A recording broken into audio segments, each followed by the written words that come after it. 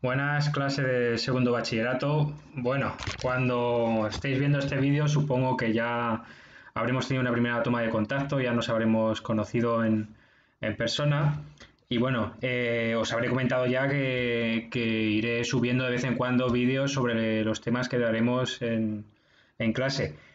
En este caso se trata de una presentación a lo que es el arte, a lo que es la historia del arte que me gustaría compartir con vosotros un poco, ¿no? Para que tengáis una primera toma de contacto, por así decirlo, saber cuáles son las definiciones de arte que se manejan, qué vamos a ver a grandes rasgos en nuestra asignatura en Historia del Arte. También cómo comentar obras de arte o iniciarnos al comentario de obras de arte, que luego esos comentarios pues se complicarán cada vez más, pues ya sabéis, pues para realizar luego el mejor examen posible de selectividad. Eh, Esta presentación era mi intención ponerla en clase con vosotros, proyectarla, pero bueno, dado los problemas técnicos que tenemos en el nuevo edificio a donde habéis sido trasladados, pues no ha quedado otra que quedaroslo impresos, como sabéis, y bueno, aquí de todas maneras vais a poder, en este vídeo, pues vais a poder rememorar un poco la explicación que os di cuantas veces queráis. Bueno, vamos a comenzar con esta presentación sobre arte, claves para interpretar el arte y su evolución a lo largo de la historia. ¿A qué llamamos arte? Bueno, supongo que tendréis cada uno una idea distinta o también puede haber ideas similares dentro de la clase acerca de lo que significa arte. Se han dado bastantes definiciones a lo largo de la historia, pero podemos decir que a grandes rasgos la definición que impera todavía hoy, el concepto tradicional del arte que se le suele llamar, es el siguiente. Es un concepto de arte que engloba la arquitectura, la escultura y la pintura, que suelen ser los tres tipos de arte que siempre se señalan y bueno, la mayor parte de lo que vamos a estudiar en esta asignatura va a ser arquitectura, escultura y pintura, pero eso no significa que luego desde nuestra óptica personal, desde la mía y desde la vuestra, o desde la de mucha gente, por supuesto, de muchos expertos de arte, no se considere arte el cine, por ejemplo, eh, la literatura y otro tipo de manifestaciones culturales, puede ser también el baile, la danza. El concepto tradicional del arte que vamos a manejar, en primer lugar, pues establece que para que algo sea considerado arte, tiene que, primero, situarse dentro de los canales oficiales del arte. ¿Cuáles son los canales oficiales del arte? Pues donde nos enseñan desde pequeños, en primer lugar, que es donde está el arte, los museos, las galerías, las revistas de arte. Luego también aquellas selecciones que realizan los críticos de arte especializados también. Segundo, tener coherencia interna en su mensaje, ¿vale? Una obra de arte, según el concepto tradicional, pues tiene que tener una coherencia interna en el mensaje, tiene que transmitir claramente un mensaje del artista hacia el espectador. Que ya veremos que hay algunos ejemplos que no está tan claro, que bueno, que el artista deja un poco a criterio de los espectadores que piensan acerca de su obra y bueno, y que da lugar también un poco a ambigüedades y que también entra un poco en discusión de si esa obra es arte o no porque no se ve coherencia interna dentro de ella, ¿vale? Pero bueno, de momento estamos con este concepto tradicional de arte y en tercer lugar, pasar la prueba del tiempo, que su valor como obra de arte se mantenga a lo largo del tiempo, ¿vale?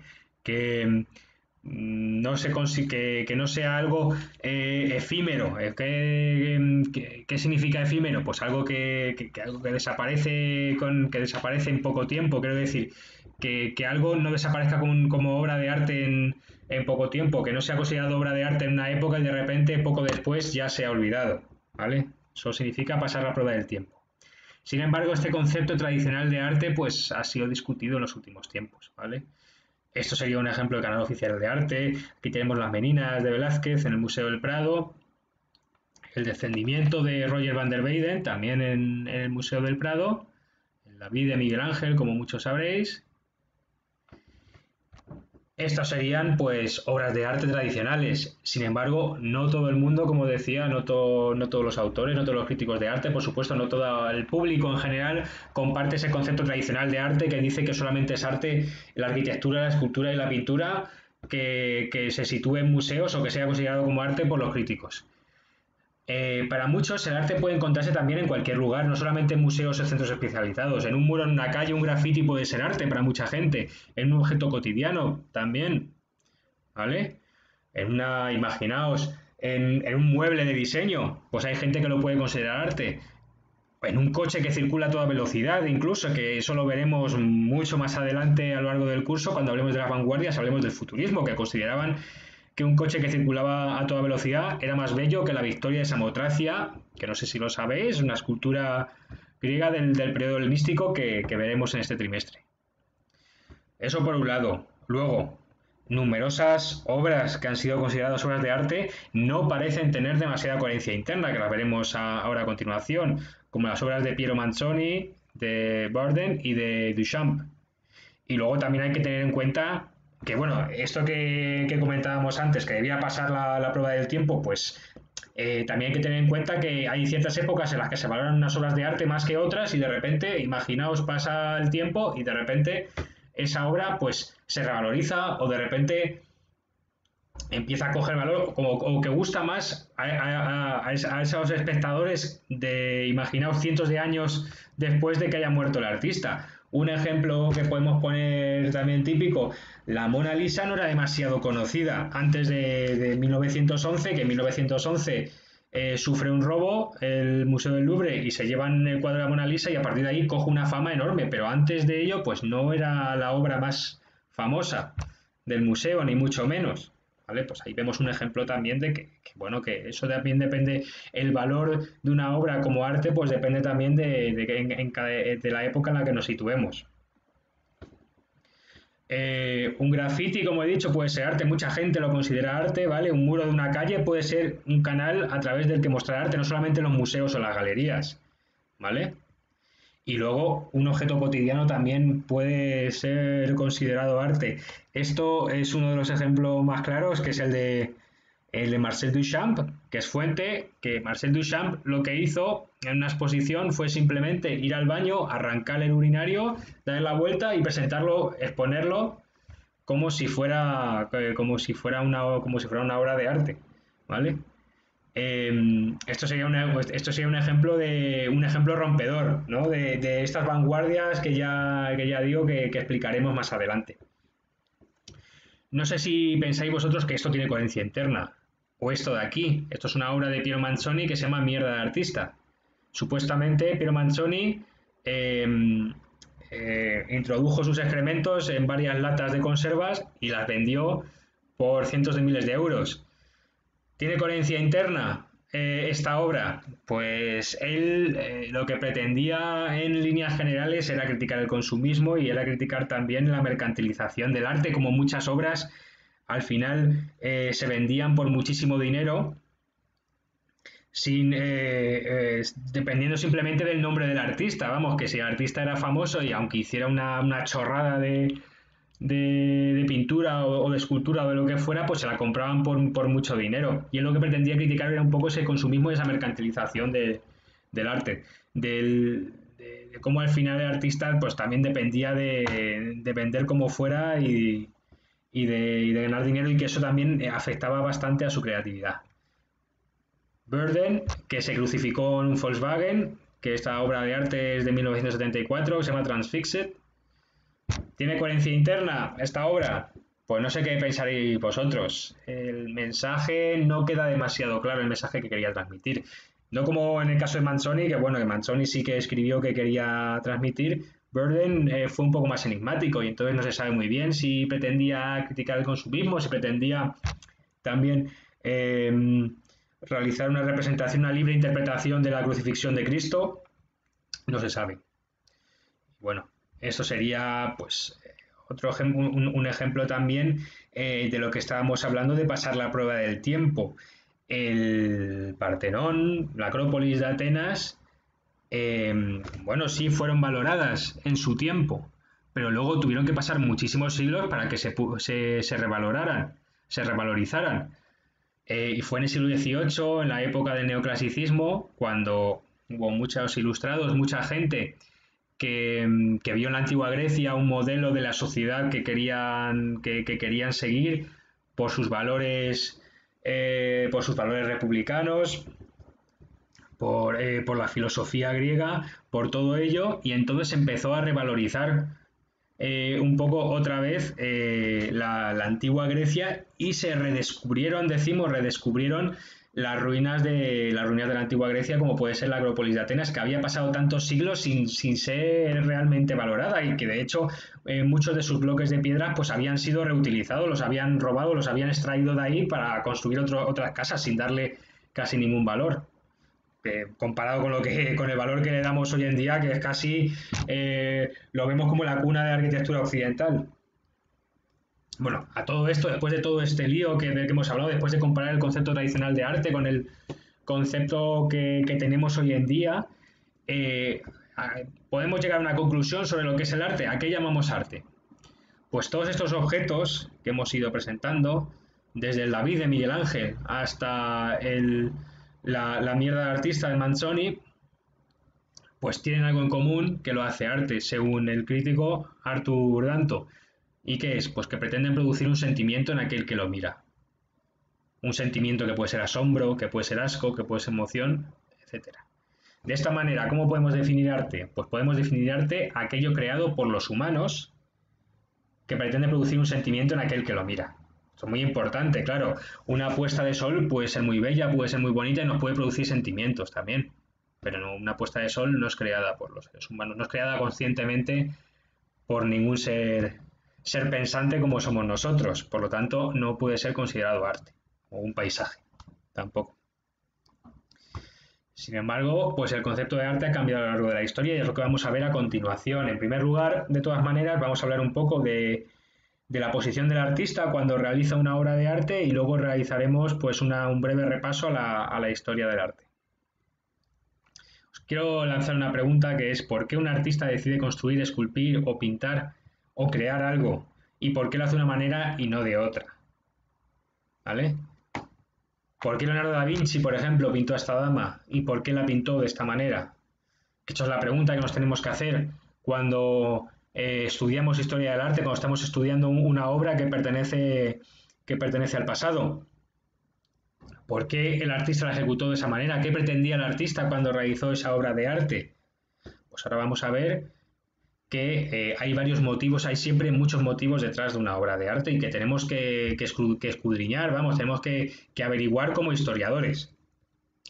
¿Qué pretende un artista cuando realiza una obra de arte? Pues hay que tener en cuenta que, bueno, sí, por un lado, el artista es libre cuando crea, pero al mismo tiempo está condicionado e influido por distintos factores.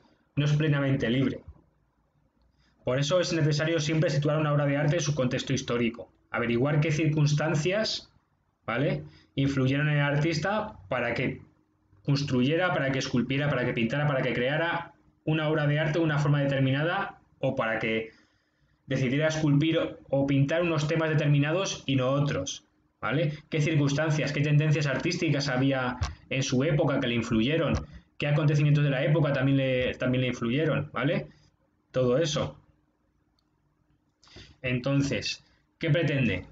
Pues en primer lugar nos tenemos que preguntar, cuando tenemos delante una obra de arte, como puede ser la Mona Lisa de Leonardo da Vinci, nos tenemos que preguntar, ¿se debía a algún cliente este artista?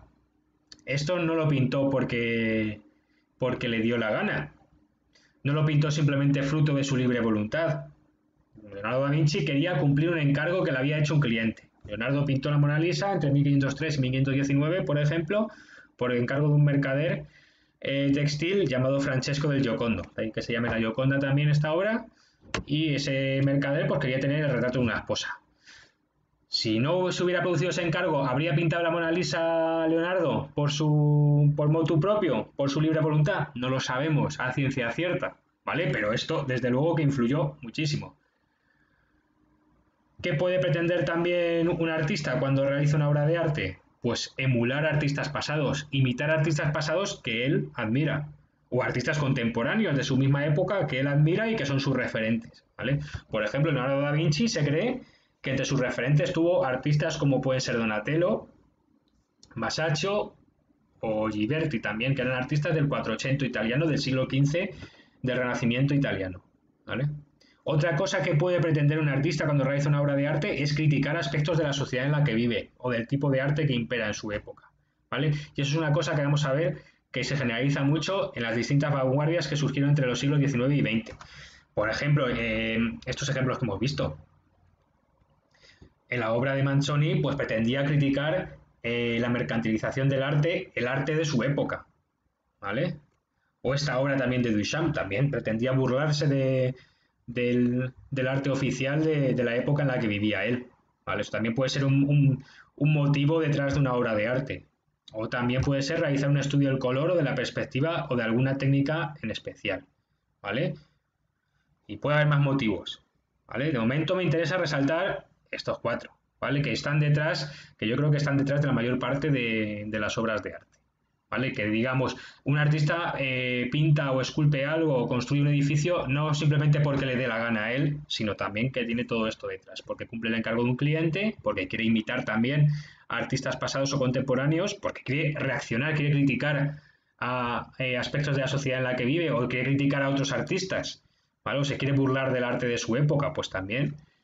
O porque quiere realizar un estudio del color o de la perspectiva o de alguna técnica en especial, ¿vale? Que eso vamos a ver más adelante en algún ejemplo. De esta manera, pues me gustaría transmitiros que la obra de arte, por un lado, sí, es el resultado del talento y de la creatividad del artista, ¿vale? Del genio de Leonardo da Vinci. Nadie pone en duda el genio de Leonardo da Vinci, pero una obra de arte también es fruto del tiempo en el que vive, ¿vale? Leonardo da Vinci, si hubiera nacido en nuestra época, pues no sé yo si hubiera pintado la Mona Lisa, igual. Pues desde luego, por muy genio que fuera, habría sido influido en gran medida por las tendencias artísticas que hay en nuestra época. Quizá le habría dado por realizar grafitis o por realizar arte conceptual, que veremos más adelante qué significa el arte conceptual, ¿vale? O por hacer una performance o por hacer otro tipo de arte. Sin embargo, nació en el siglo XV, desarrolló su obra en gran parte en el siglo XVI y en el siglo XVI era lo que había, era la pintura que se hacía y aunque él innovó, ¿vale? Pues era el tipo de pintura que se hacía y el tipo de encargos que se hacían, pues eso influyó en él.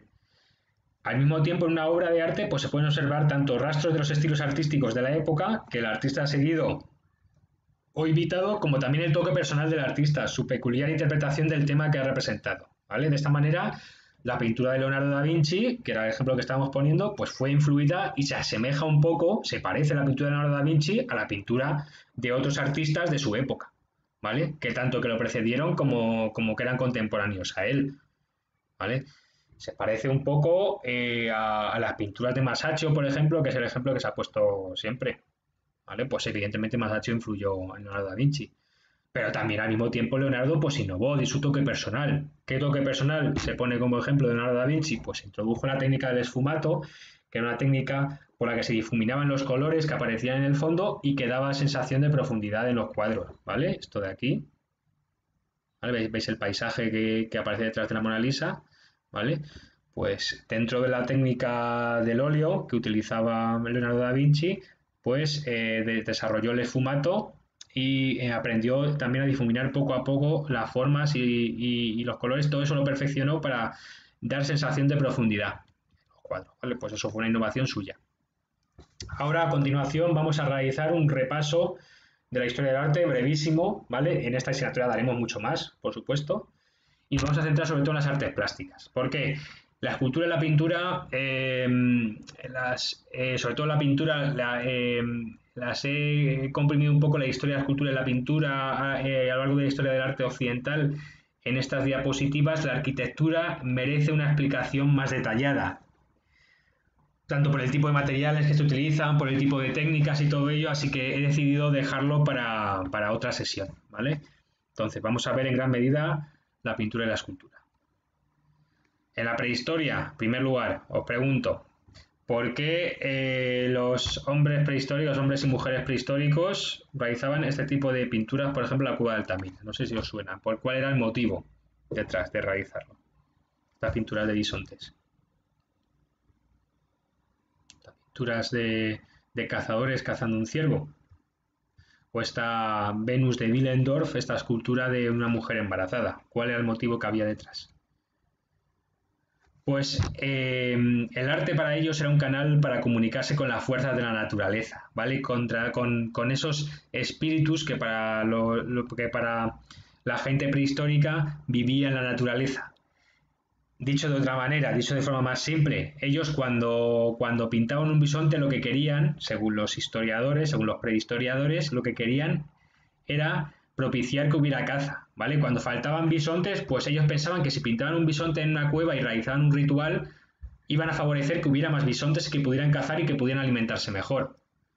Lo mismo cuando pintaban ciervos, cuando veían que faltaban ciervos, pues pintaban ciervos en las cuevas porque pensaban que de esa manera el espíritu del bosque, el espíritu de la naturaleza les iba a regalar más ciervos, ¿vale? Era el tipo de pensamiento que tenían.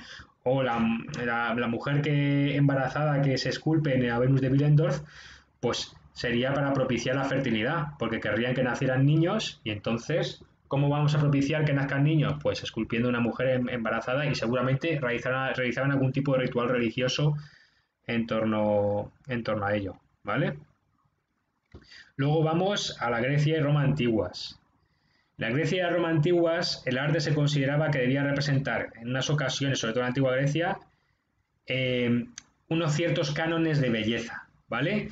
Ellos idealizaban las figuras que esculpían, las esculturas, ¿vale? Ellos, claro, que por supuesto que intentaban representar más o menos lo que es la realidad de un ser humano, por supuesto, y les salía, pero intentaban representar un ser humano idealizado, ¿vale? No nadie en particular, sino cómo debía ser el ser humano ideal para ellos, ¿vale? Idealizar, yo creo que todo el mundo tiene que tener claro qué significa idealizar algo, ¿vale? Es pintarlo o esculpirlo o realizar una fotografía a alguien presentándolo más guapo de lo que es, ¿vale? Más bello de lo que es. Para la gente cuando se pone filtros en Instagram, pues está idealizando a sí mismo, por ejemplo, ¿vale? Pues era lo que realizaban los griegos. Representaban figuras atléticas, ¿vale? Bellas para ellos, ¿vale? Y no representaban por ejemplo, a un deportista pues con sus arrugas o sus imperfecciones ni nada, sino cómo debía ser, ¿vale? Los romanos pues representaban de una forma más realista a las figuras, ¿vale? Ya sí que los romanos sí representaban arrugas, por ejemplo, realizaban retratos de gente ilustre, pero sí podía ser que los idealizaran un poco, pero sí que representaban la realidad un poco más fiel, ¿vale? Y en la época de Grecia y Roma antigua, pues normalmente los temas, ¿cuáles eran? Pues los personajes mitológicos, la mitología griega y romana, y también en la antigua Roma sobre todo se representaban a líderes políticos, ¿vale? Se esculpían mitos como podía ser, por ejemplo, Laoconte y sus hijos, ¿vale? Lo vemos aquí. Es otra vez el canon idealizado, ¿vale? Lo representa musculoso, la figura de Laoconte, ¿vale? También la de sus hijos, que están retorciendo porque están siendo atacados por unas serpientes marinas, ¿vale? Y luego también, sobre todo en la antigua Roma, se pintaban y esculpían a líderes políticos. Lo que nos ha quedado mayormente son esculturas y no pinturas. Las pinturas se han ido perdiendo con el tiempo. Todo esto cambió en la Edad Media. ¿Por qué? En la Edad Media, el mayor cliente de los artistas pasó a ser la Iglesia. Y entonces los temas eran mayoritariamente religiosos.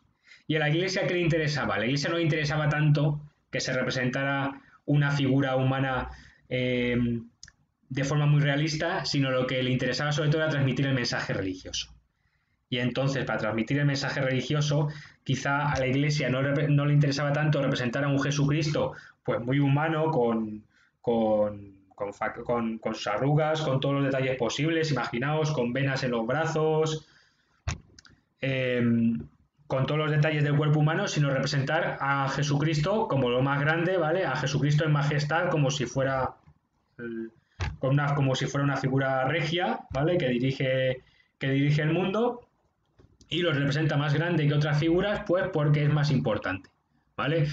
Es como cuando los niños realizan dibujos y ponen una casita y al lado a papá y a mamá, ¿vale? Y hay muchas veces que a papá y a mamá los ponen más grandes que la casa, pues los niños representan grandes a papá y a mamá porque son importantes para ellos, ¿vale? Pues de la misma manera a Jesucristo representan grande porque es importante. Aquí no se preocupan de la perspectiva, aquí pintan, aquí tenemos a San Juan, a San Mateo, a San Lucas, a San Marcos, cada uno con su símbolo. San Marcos con los leones, San Lucas con el toro, ¿vale? San Juan con el águila y están al lado de Jesucristo, pero los representan más pequeños no porque esté más alejado, sino porque Jesucristo es más grande, pues porque es más importante y ya está. Aquí no hay perspectiva ninguna, ¿vale? Y hay muy poca sensación de profundidad, los colores son planos. ¿Vale? Pues, ¿por qué? Porque lo que representaba, lo que le interesaba a la iglesia era representar, era transmitir el mensaje religioso, fuera como fuera, no representar la realidad, no representar a un cuerpo humano de forma realista en la figura de Cristo, sino representar, transmitir el mensaje religioso. Aquí también lo podemos ver en esta escultura de la Virgen y el Niño. Vemos que es muy cabezona, que la cabeza es anormalmente grande. Claro, también no le interesa representar fielmente lo que es la figura de una mujer, como es la Virgen, sino representar que la Virgen es un trono en el que está sentado Jesucristo y Jesucristo está con el realizando la bendición con los dedos. Este gesto que habréis visto en alguna figura religiosa, en algunos sacerdotes, ¿vale? Esto cambia en el Renacimiento, ¿vale? Y en la Edad Moderna. Y en esa época vuelve algo que existía ya en la antigua Grecia y en la antigua Roma, que es esa intención de representar la realidad lo más fiel posible, ¿vale? Y entonces, ¿qué les interesó a los artistas del Renacimiento y de la Edad Moderna? Representar la perspectiva en la pintura, sobre todo, y también dar profundidad a la escultura. Representar la perspectiva, ¿vale? Dar profundidad a los cuadros, ¿vale? Que el cuadro fuera como una ventana por la que mira el espectador que está viendo una escena. Imaginaos como si este cuadro estuviera en un museo, imaginaos, está este cuadro y en vez del cuadro, imaginaos que es una ventana y estáis viendo una escena que está ocurriendo, ¿vale? Que está ocurriendo aquí fuera del museo y es que están flagelando a Cristo, fijaos. Y aquí está marcada la perspectiva y la profundidad, ¿vale? En el Renacimiento los artistas se preocuparon muchísimo por ello, incluso tomaron como excusa temas religiosos como puede ser la flagelación de Cristo, pero veis que Cristo no está en primer plano. Se supondría que si fuera un tema religioso normalmente pues es que Cristo, ¿están representando la flagelación de Cristo? Pues representando, que representen a Cristo siendo flagelado, pero en primer lugar, en primer plano. No en primer plano aquí a tres mercaderes, lo que parece que son mercaderes hablando. Y Cristo como si fuera una figura menos importante a lo lejos. Pues aquí Piero de la Francesca, que fue el pintor de esta obra, el tema religioso parece ser una excusa para estudiar la perspectiva, porque él que quería practicar la técnica de la perspectiva cónica en los cuadros, pues entonces utilizó el tema religioso como excusa para realizar sus estudios de la perspectiva. ¿Vale? En estas pinturas pues se consigue reflejar la profundidad en realidad en los más mínimos detalles y aunque los temas siguen siendo en su mayor parte bíblicos o religiosos, la Iglesia ya no es el único cliente en esa época, ¿vale?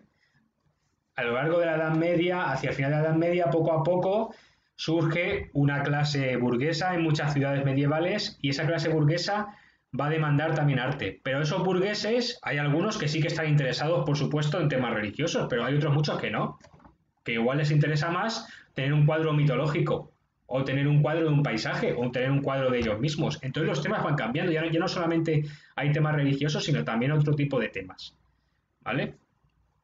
Y luego, por supuesto, los reyes encargan cada vez más arte. ¿Para qué? Para simbolizar su poder, para hacer propaganda de su poder también, ¿vale? Aquí vemos otro ejemplo de cuadro religioso, que es el tránsito de la Virgen, la muerte de la Virgen, pero también vemos que es utilizado por el artista para realizar un estudio de la perspectiva. Y aquí la Virgen no parece una figura demasiado importante, no es como en el románico, en la Edad Media, que aparecía la figura de Jesucristo súper grande, ¿no? Aquí aparece la Virgen como si fuera una mujer cualquiera que ha muerto, ¿vale? Y este tema lo toma como excusa el autor para representar la profundidad, ¿vale? El paisaje con la perspectiva lineal y el punto de fuga que lo habréis estudiado en plástica en alguno de estos cursos de la ESO. Fijaos la realidad en los más mínimos detalles. Esto es el aguador de Sevilla de Velázquez. Fijaos cómo representan aquí las gotitas de agua.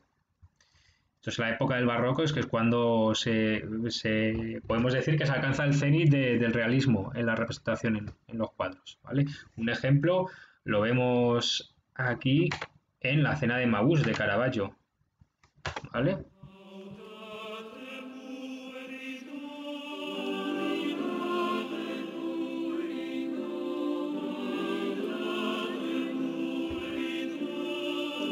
Caravaggio es uno de los exponentes del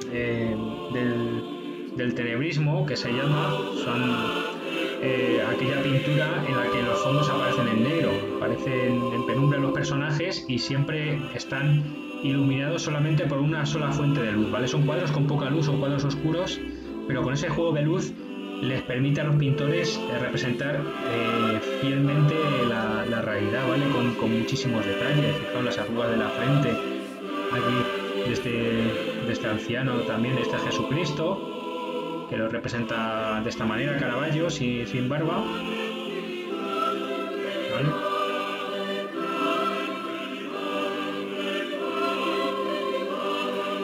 El simbolismo que encierra. Fijaos también aquí en el roto de la camisa de este personaje, ¿vale? Bueno, ya. Y ahora, este era el cuadro que se representaba en el vídeo. En la escultura, bueno, destaca Miguel Ángel, ¿vale? Aquí vemos a la Virgen con Cristo y ve también los detalles. Entonces el rapto de Perséfone, que era hija de Deméter, la diosa de la agricultura, y que es raptada por Hades, el dios de los infiernos griegos. Y fijaos también cómo parecen los dedos hundirse en esta escultura de Bernini, si no me equivoco, cómo parecen los dedos hundirse en el muslo de Perséfone. Entonces el máximo grado de realismo al que se ha alcanzado que podemos decir que se ha alcanzado en la historia del arte. Pero todo esto cambia en la edad contemporánea. Muchos de vosotros habréis preguntado cuál es el motivo que tienen muchos artistas contemporáneos para, imaginaos, de repente pasar de este realismo, ¿vale?, a de repente este tipo de cuadros. ¿Por qué? ¿Cuál es el sentido detrás del arte contemporáneo? ¿Por qué ha cambiado tanto? Que hay mucha gente que lo critica, que dice que esto lo puede hacer un niño también. Que cómo puede ser posible que de tanta minuciosidad en el realismo hayamos pasado a esto. Pues eso tiene una serie de motivos, ¿vale? Que lo vamos a ver más detalladamente cuando lleguemos en el temario, pero bueno, que lo introduzco ahora. Bueno, por un lado, estamos en el siglo XIX, ¿vale? Y para algunos ya no tiene sentido intentar representar la realidad con fidelidad, ya no tiene sentido hacer cosas así, cuadros así, y os preguntaréis, ¿por qué? Porque ya está la fotografía para ello, porque ya se ha inventado la fotografía y la fotografía siempre va a ser muchísimo más realista que lo que va a ser cualquier pintura, ¿vale? Y sobre todo también el cine a partir de finales del siglo XIX. ¿Qué pasa? Que por ello dejan de preocuparse tanto por ser realistas, porque eso ya lo hace la fotografía y el cine, y van experimentando con el color, en el caso de la pintura, y con los materiales y el volumen en el caso de la escultura, ¿vale? Experimentan con el color, ¿vale? Ponen colores, caballos azules sobre un fondo rojo, el arte abstracto también, experimentan con el material de la escultura, realizan esculturas huecas como el Profeta de Pablo Gargallo, ¿vale? Luego, por otro lado, hay otros dentro de estos nuevos artistas de las vanguardias que surgen a partir de la segunda mitad del siglo XIX, que consideran que el arte tradicional pues no es capaz de captar esa realidad en continuo movimiento en la que viven, de cambios acelerados. Ellos perciben que su tiempo se está acelerando muchísimo. Se están multiplicando los inventos, cada vez hay más medios de transporte, cada vez hay más inventos como puede ser el telégrafo, el teléfono, cada vez hay más velocidad en las ciudades y entonces para ellos La vida se está acelerando y para ellos un cuadro así pues no es capaz de transmitir la velocidad del tiempo en el que viven. ¿Vale? No es capaz de ello y por lo tanto, ¿qué hacen? Pues intentan representar el movimiento en los cuadros. ¿Y cómo lo hacen? Y en las esculturas. Pues, por ejemplo, experimentando con los volúmenes, ¿veis? Esto es un hombre caminando, ¿vale? Y aquí se puede ver toda la fuerza que emplea, toda la fuerza la energía que emplea a la hora de caminar y cómo se van superponiendo los planos, ¿vale? Aquí un ciclista también, ¿vale? ¿Cómo lo vemos con la velocidad a la que va? Mujer bajando una escalera, también lo mismo, es una mujer bajando una escalera, ¿vale? Aquí en primer lugar, aquí en segundo lugar, así va bajando poco a poco la escalera y esto intenta representar el movimiento y eso se va a hacer patente sobre todo en los artistas futuristas o los artistas del cubismo, ¿vale? Que en el cubismo se va a intentar representar figuras en todas sus dimensiones. Aquí vemos un señor, pero al mismo tiempo se intenta representar no solamente la parte frontal del señor, ¿vale? Lo que puede ser su cara que nos está mirando, pero también quiere representar al mismo tiempo su perfil, ¿vale? Sus manos de frente y de perfil, la mesa de frente y de perfil también. Y otros se dan cuenta también de que el arte puede ser una herramienta para criticar las convenciones y la hipocresía de la sociedad, para burlarse de sus valores. Y eso es lo que hacen alguna gente como Marcel Duchamp cuando pone la ya citada fuente en una exposición en 1917. ¿Vale? Cuando coge un urinario y le da la vuelta y dice que eso es una obra de arte, pues eso con ello se intenta burlar del arte imperante. Otras vanguardias, los surrealistas, por ejemplo, conciben el arte como una manera de comunicar lo más íntimo de una persona subconsciente, ¿vale? El mundo de sus sueños, el mundo de sus deseos más íntimos, sin ataduras de ningún tipo y sin preocuparse por la coherencia o el sentido. Para ellos, la función del arte es ello, ¿vale? Y entonces surgen este tipo de representaciones que parecen oníricas, parecen traer sacadas de un sueño, ¿vale? En las que no hay lógica posible. Y, por ejemplo, Salvador Dalí es uno de los exponentes más claros del surrealismo, ¿vale? Y aquí, por ejemplo, tenemos un ejemplo de una obra de arte de Dalí. Mirad, aquí está Transfixed, cuando Burden se crucificó en el Volkswagen y aquí vemos la obra de Dalí, ¿vale? Los tres cisnes reposando sobre el agua, que si os fijáis bien,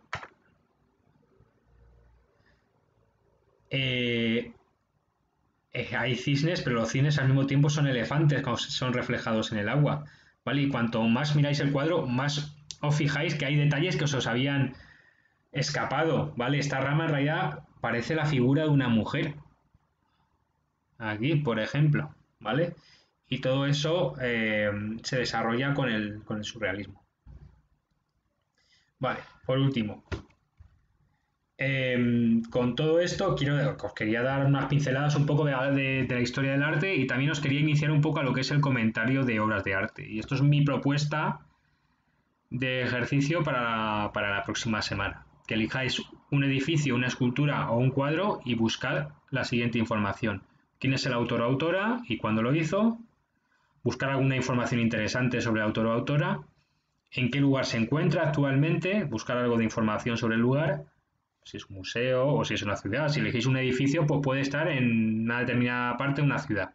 Y explicáis la función un poco que tiene. Si es un edificio, qué uso le dieron antiguamente y qué uso le están dando actualmente. Si es una escultura o una pintura, qué escena o qué personajes históricos o ficticios representa. Si los personajes que representa son históricos, existieron en la realidad, en el pasado, o son ficticios, son fantásticos, son mitológicos. ¿Es una escena religiosa, mitológica, histórica? ¿Es un paisaje, es un retrato o es un bodegón lo que están representando? Una escena religiosa, la Inmaculada Concepción, por ejemplo, sería un ejemplo de escena religiosa. Mezcla de lo religioso y lo terrenal, el entierro del conde Orgaz. Aquí vemos a Cristo, a la Virgen, a San Pedro, ¿vale? A personajes bíblicos, personajes religiosos cristianos, pero también vemos personajes terrenales, personajes históricos que existieron en la realidad. Este es el conde de Orgaz, ¿vale? El entierro del conde de Orgaz que pintó el Greco. Una escena mitológica, el nacimiento de Venus, de Sandro Botticelli. Aquí está representando a Venus, la diosa del amor, y es mitológico, pertenece a la religión greco-romana, ¿vale? Una escena histórica, la muerte de Isabel la Católica, ¿vale? Isabel la Católica es un personaje que existió. ¿Que esa escena se desarrollara de esta manera necesariamente? Pues no lo sabemos, si estaban dispuestos de esa manera los personajes, porque este cuadro no se pintó cuando murió Isabel la Católica, sino que se pintó muchos siglos después, en el siglo XIX. Pero está representando personajes históricos, ¿vale? Un paisaje, un bodegón o un retrato también, ¿vale? Aquí vemos a la famosa Frida Kahlo. Y luego tenemos que hablar de que es sobria o recargada la obra de arte y justificarlo. ¿Es sobria? ¿Pensáis que tiene pocos elementos, que transmite un mensaje en pocas pinceladas o con poco material o sin embargo que es recargado, que necesita, que tiene muchísima decoración, que tiene muchísimos elementos, que es muy complicada la obra de arte? Pues también lo podéis justificar, ¿vale? Con todas las ventajas y desventajas que tienen las cosas sobrias como las cosas recargadas también, ¿vale? Por último, bueno, las últimas dos preguntas. ¿Qué creéis que pretende el arquitecto, escultor o pintor con esa obra de arte? Justificarlo. ¿Pretende transmitir un mensaje religioso, idealizar un personaje histórico, representar la realidad tal y como es sin idealizarla, que ya hemos hablado también de lo que es idealizar, ¿vale? Expresar sus sentimientos, que el artista simplemente lo que quiere es expresar sus sentimientos interiores, ¿vale? Sus deseos interiores, su mundo inconsciente, criticar o burlarse de alguien o de la sociedad, reflejar sus sueños, etcétera. Y luego, por último, ¿cuál fue la inspiración del autor o autora? Pues esto sería un poco el ejercicio que tenéis que hacer para traer la próxima semana. Con esto habríamos terminado esta primera sesión. Simplemente, como os hice en clase, os quería mostrar también otros ejemplos de la historia del arte y os invitaba también a la reflexión. ¿Se puede considerar esto arte? ¿Vale? Y también me parece que estaría bien que pusiéramos en marcha un debate en torno a ello y que, bueno, que presentéis vuestras propuestas en clase de lo que pensáis acerca de estos ejemplos, ¿vale? Bueno, pues nada, nos vemos en clase ya.